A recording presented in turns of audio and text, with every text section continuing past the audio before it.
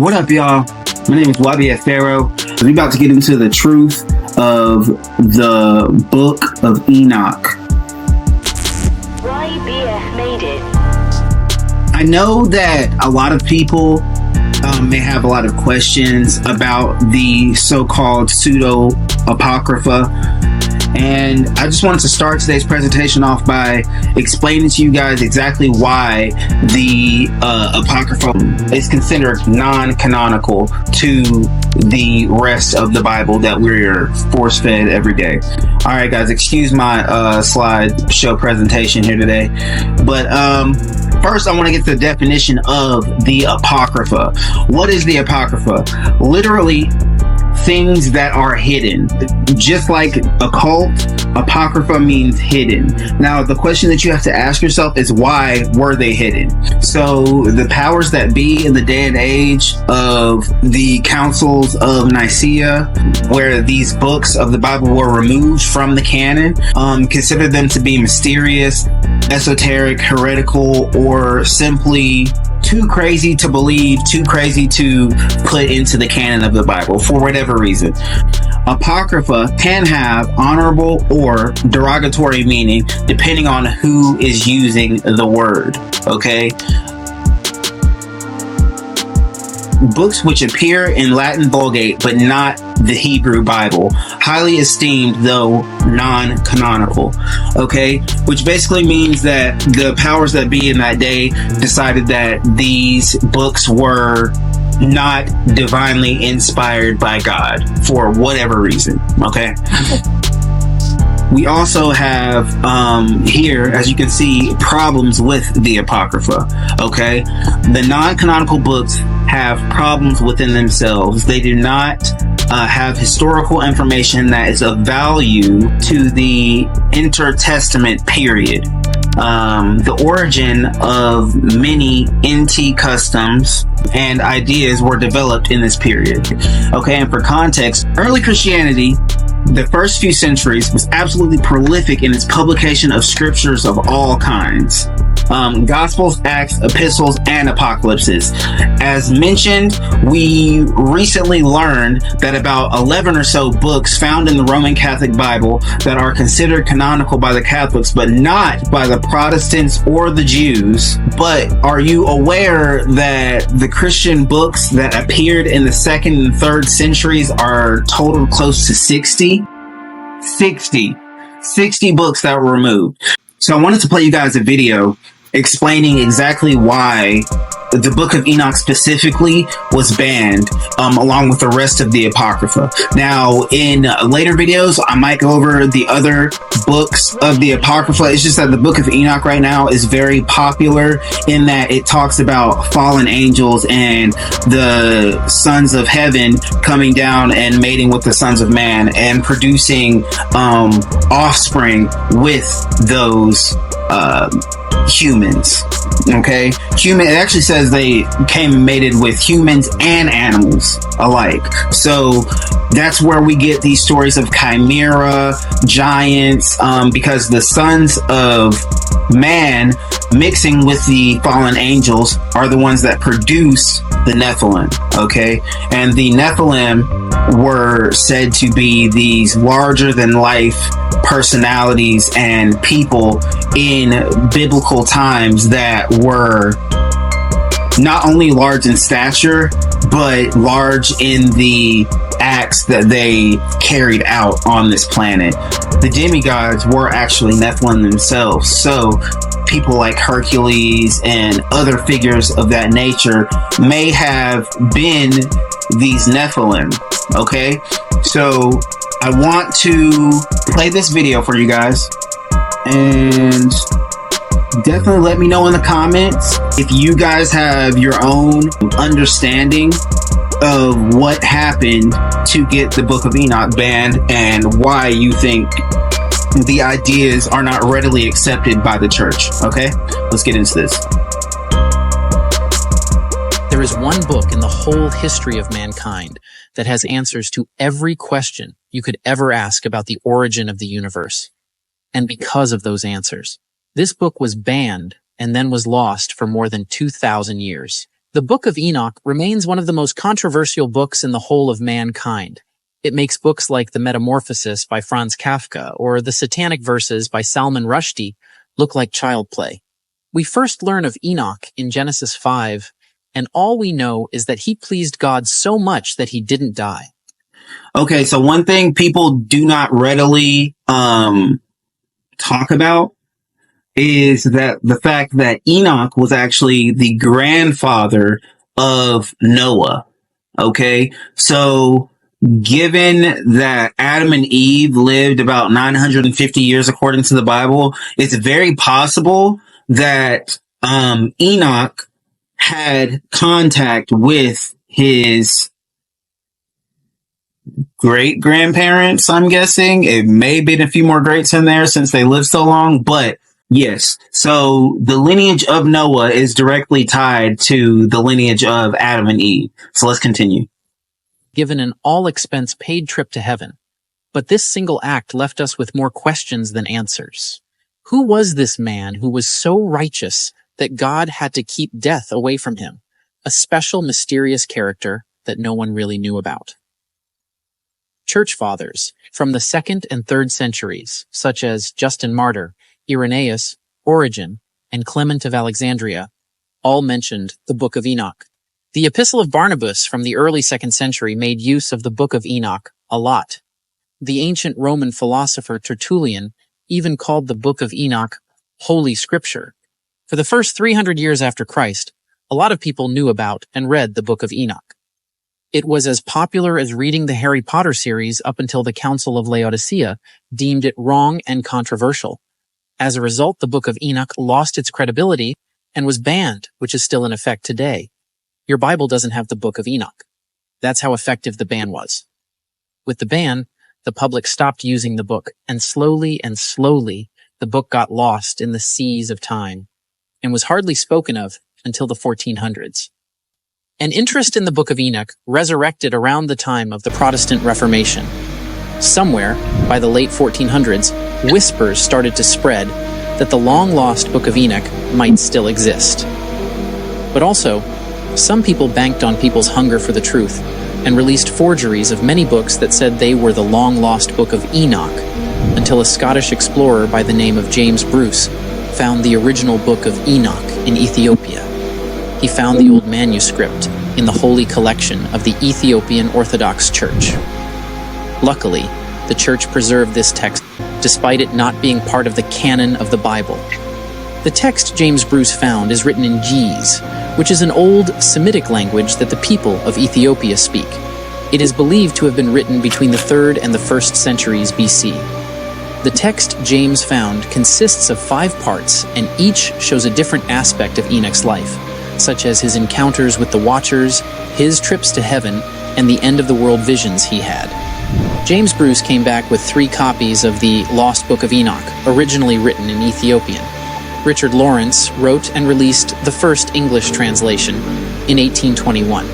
Then, in 1912, we saw the release of the famous R.H. Charles version. 28 years later, other versions of the book were found in a cave, popularly known as Cave 4, and with it came more stories. The Book of Enoch might have been the first written account by humans, and could also have been the inspiration for the Book of Genesis, and even the Bible, both the New and Old Testaments. That is how old it is. Some apostles of the Bible have been said to quote Enoch when preaching. The one famous direct quote in the New Testament is by Jude.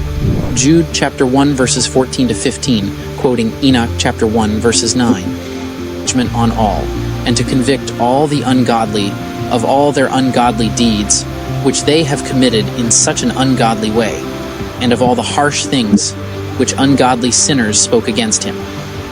So that means the author Jude knew Enoch and respected the verse enough to quote it. Another comparison is between Genesis chapter 6 verses 1 and 1, Enoch 6 verses 1.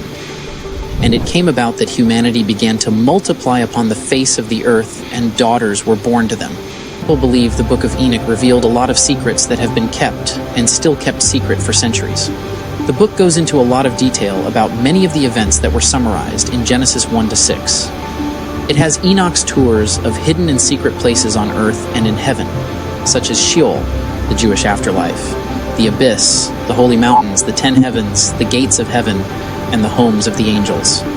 The Book of Enoch is so profound that it is said to record mankind's first encounter with aliens. I am not kidding. The second Book of Enoch talks about Enoch's encounter with beings that were clearly not human. They are simply known as the Watchers. These beings are said to have come down from the sky and interacted with humans. While I was alone in my house, 2 men of enormous stature came before me, their faces shining like the sun, their clothes and voices beautiful. That was Enoch's description of the Watchers. Researchers like Erich von Däniken, a Swiss author of several books that make claims about extraterrestrial influences on early human culture, believe these beings described by Enoch could be extraterrestrial. All right.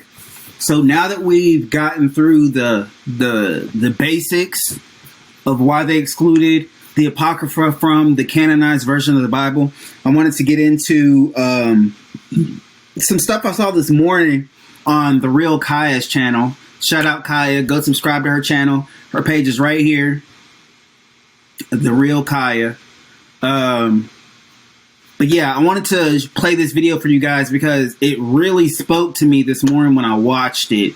And it's super relevant to the conversation that we're having today. So just lock in and see if you can pinpoint what I'm talking about in this video. House of Nicaea was an effort by Constantine to control the people through military and through religion. And if y'all don't know who Constantine is, he was the first Roman emperor to convert all of his people to Christianity. So he was trying to indoctrinate everybody into Christianity. And this was the real crucifixion of Christ. All right? These are axiotonal lines in our body. Now, with that shield mutation that we just saw, it creates very specific blockages of energy lines in the body. It crucified the inner Christ, is what it did. The inner Christ grid. It crucified our ability to run D12 Maharata Christos to activate our flame bodies and our silver sanctum. So the real crucifixion story was about this. And the funny thing is, even historically, the man called Jeshua, the man who was Jesus Christ, did not die on the cross. He was not killed, he ascended. And they didn't tell anybody that because they wanted to build a martyr that people could follow and then think it was okay that they got martyred. Now, one of the main stories, which is my personal opinion of why the pseudo-apocrypha was labeled the pseudo-apocrypha and called non-canonical to the Bible, was because of what Ashwan-Adin is actually saying in this video. So definitely keep your ears open and listen.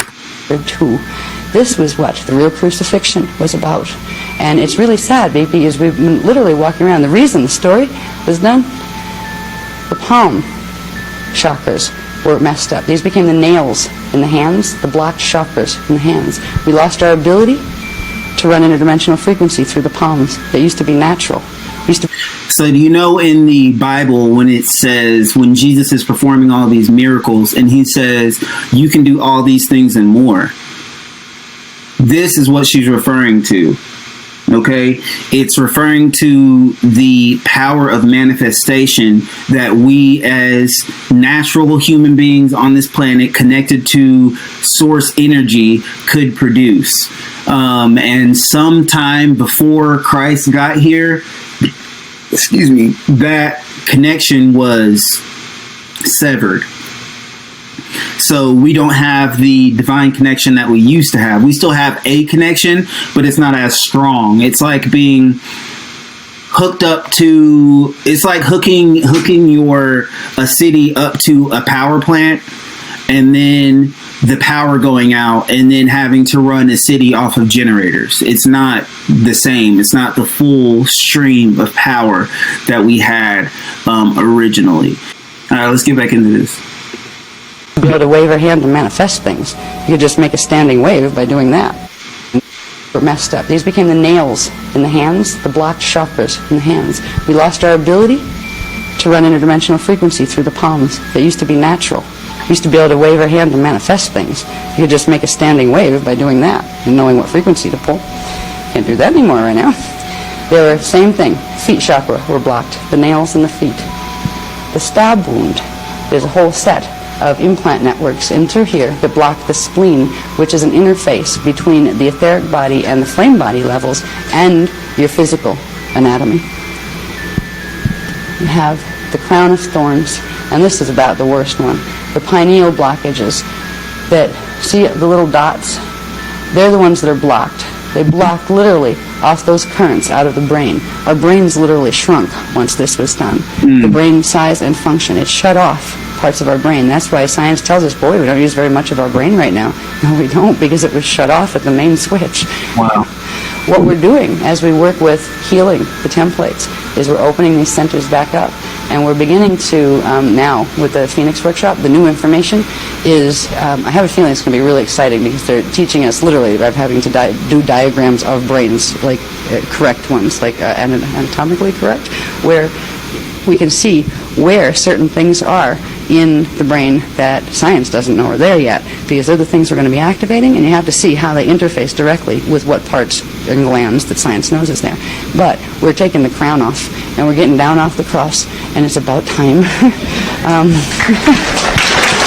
I've been reading the apocryphal text, or the books that were taken out of the Bible, specifically the Apocalypse of Moses. And not only does it tell the true story of Adam and Eve, it sheds a lot of light on the Nephilim, which are giants. And it just goes to prove that if you are someone who follows religion, you need to read these books. If you are unfamiliar with the Apocrypha, these are not works or books that were forgotten in modern day Bibles. They were actually taken out by a single religion that I will not name for controversial reasons, only because they did not align with what they wanted people to know. They go into detail as to what happened between Satan and God, and now I am on the story of Adam and Eve and what they really did, what really happened, and how they were dealt with. If you are interested in learning about the Apocrypha, you can go to some of my videos where I talk about each one in book by book. But this specific one is going to be about the Apocalypse of Moses, or the true story of Adam and Eve. Now, if you are familiar with the real story of Adam and Eve, it goes as Adam and Eve were in this sanctuary and garden, and God made them so pure, and a serpent came and whispered to Eve. Eve ate the apple, and so did Adam.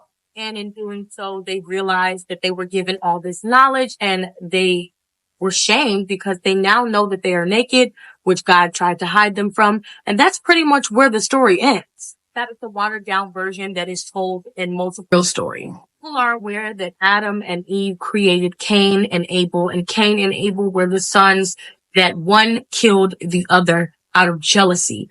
But what people don't know is that Adam and Eve actually had 30 sons and 32 daughters. Cain and Abel were brothers, but they also had twin sisters. In the Apocalypse of Moses, Adam and Eve are speaking to their daughters, these 4 specific bloodline of them, and telling them the story of when God casted them out of the garden.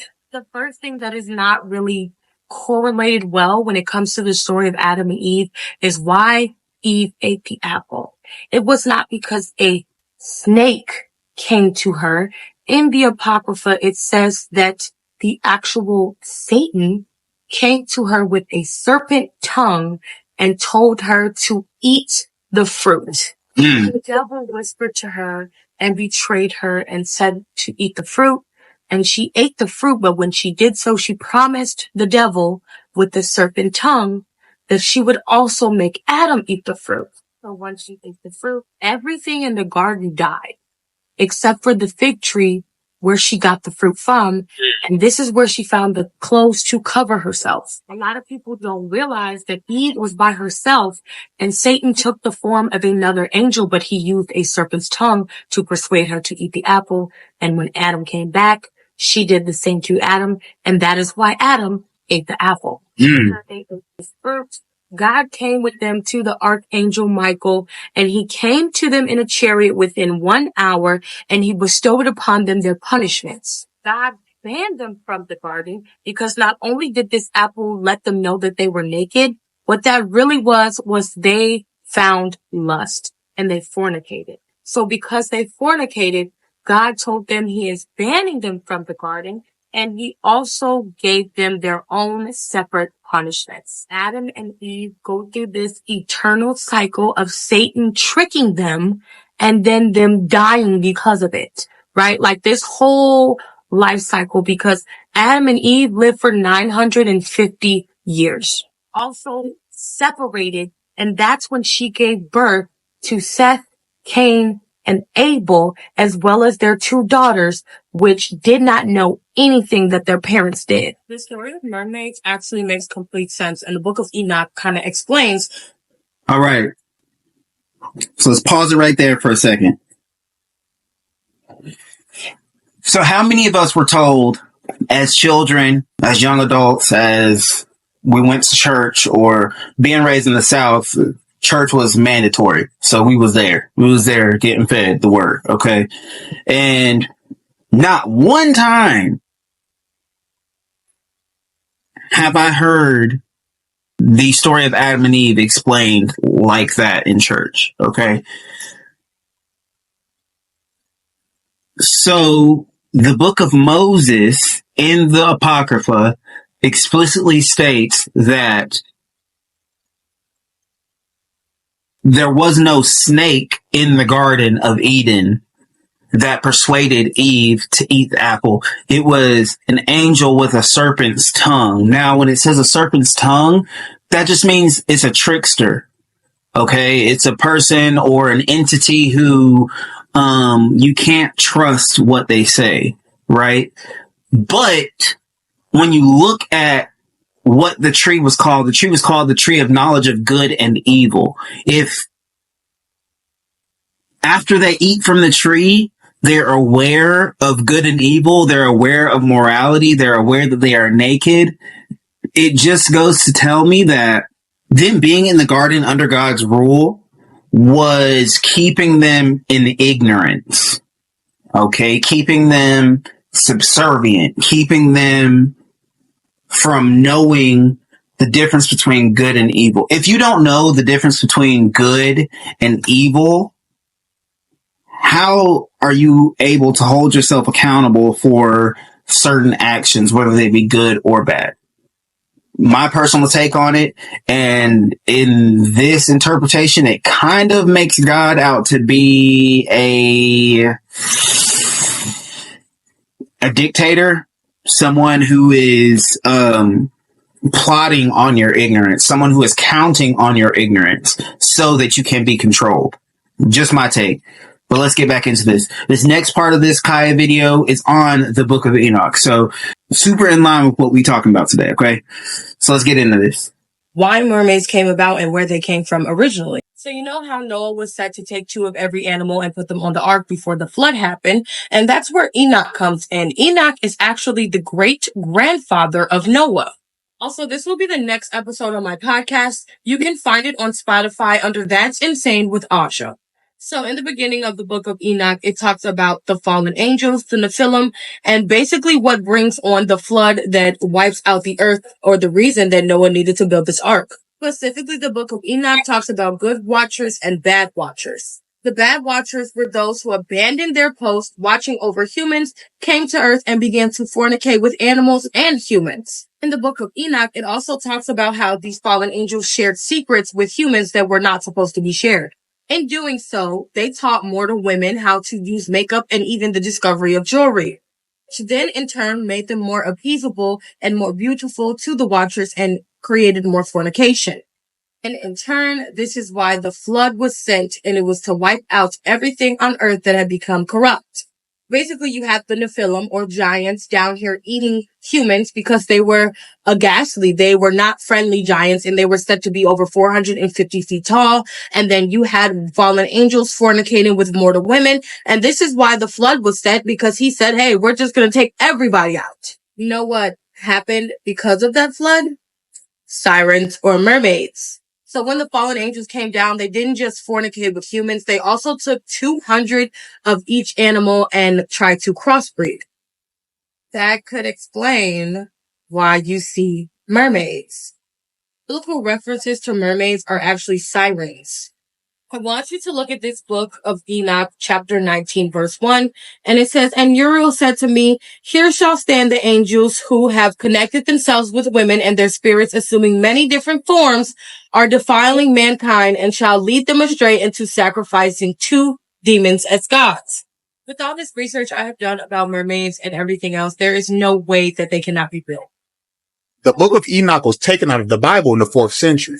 And although many people believe that it was taken out because it wasn't accurate to the original scriptures, others speculate that it might have actually been taken out because it talks about a history of humanity that's not currently accepted. In the book, it talks about how there was a group of angels known as watchers that began stepping out of line a little bit. They began teaching humans things that humans weren't meant to know at that time, like makeup, astrology, and how to create weapons. Furthermore, these angels began to lay with human women, and as a result, giants, also known as Nephilim, were born. The book gives an entirely different account of human history and talks about things like why the sun, stars, and moon move the way that they do, the shape of our world, and even where the watcher angels are current. This 1775 Bible shows that March is actually the first month of the year, and Sunday, yes, you heard right, is the first day of the week. Take a look. Okay.